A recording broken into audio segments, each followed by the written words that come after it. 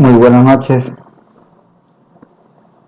Comenzamos a hablar acerca de un caso que me tocó dentro de la clase de ética política, y es el caso de la contratación y de la mala contratación que hubo en Bogotá, lo que llamaron el carrusel de la contratación, algo muy típico dentro de todas las administraciones del país, ya que solamente nos centramos y el gobierno nacional, la Contraloría y la Procuraduría, quienes hoy ejercen un papel de investigación en vez de obtener un papel de prevención dentro de la ética política y pública, es de salir a perseguir al mandatario después de que comete el error. Y estamos hablando del caso del carrusel de la contratación, porque fue lo más vil que se vio dentro de la administración en Bogotá. Estamos hablando de los hermanos Moreno y unas empresas que se vincularon al tema de la contratación.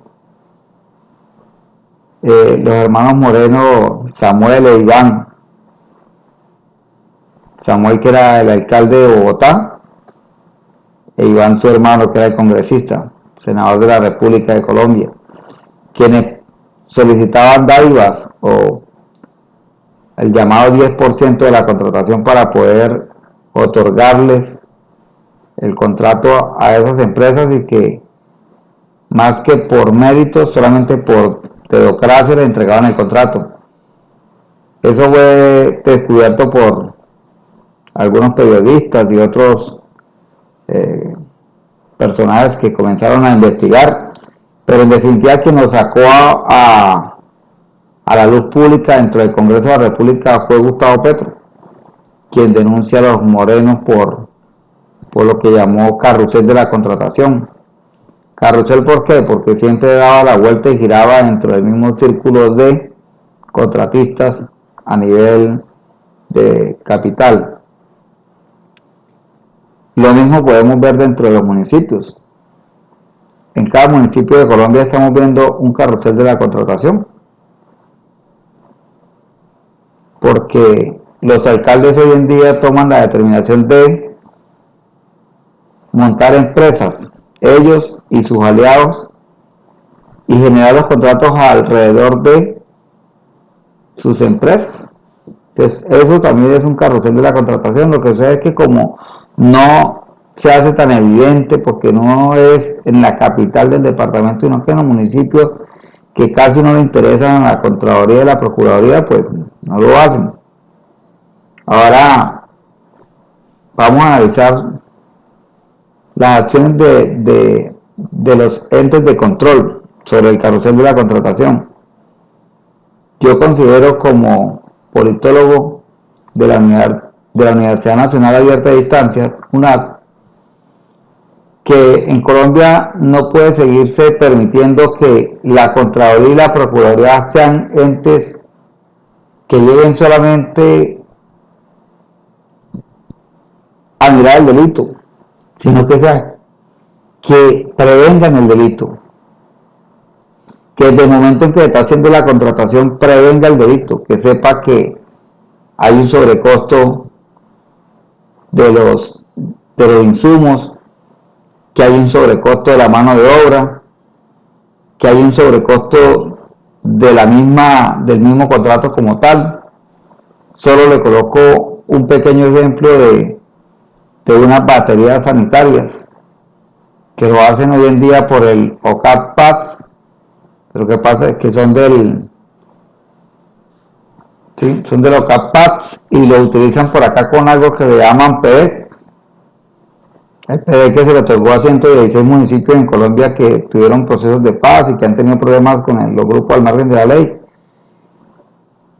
Organizan 150 baterías sanitarias que no cuestan más de 4.500.000, 5 millones de pesos cada batería sanitaria, y la pasan por 30 millones de pesos. Como se ve tan evidente de que hay un sobrecosto dentro de la contratación de esas baterías sanitarias, pero como no estamos en las grandes ciudades, sino en los pequeños municipios, y donde la Contraloría y la Procuraduría, estos entes no llegan sino es a revisar, a cobrar y se van, porque no son un ente preventivo, sino acusatorio. Entonces, para no acusar, se llevan también sus tajadas y sus recursos. Entonces, esa es la acción de control que no ejercen estas entidades de las IAS en Colombia, que deberían de desaparecer, que no deberían de continuar siendo entidades burocráticas, que lo único que hacen es llenarse de dinero y no proteger el erario público y proteger al ciudadano de que lo estén robando. En Colombia todos los años se hace una reforma tributaria porque se requieren más recursos, pero resulta que la verdadera reforma tributaria está dentro de la contratación que ejercen en el Estado.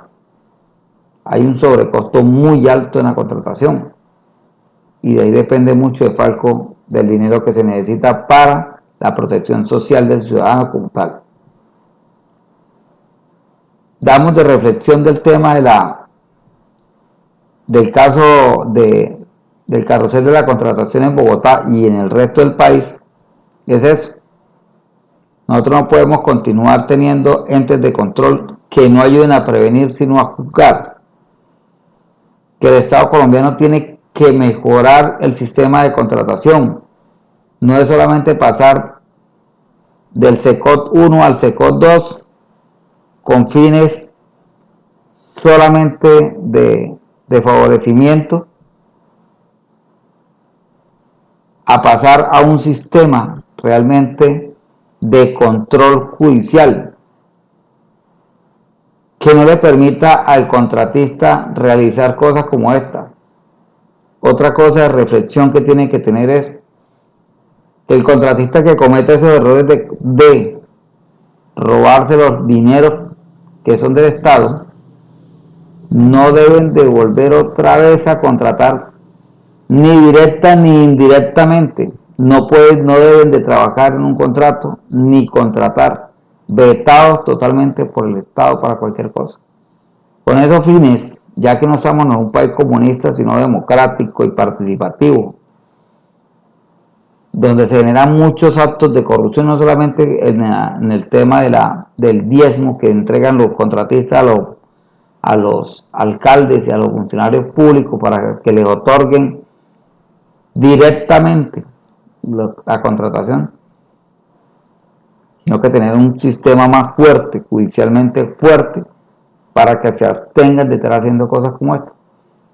Eso dentro de la ética pública que debe tener este país dentro del sistema de contratación. Es el mismo Estado, no es el contratista, es el mismo Estado el que debe de mantener un sistema preventivo. Si prevenimos el delito, no necesitamos de juzgar el delito, la acción del delito. Esa es lo que conlleva el tema de la contratación en Bogotá y el carrusel de contratación con los hermanos Moreno.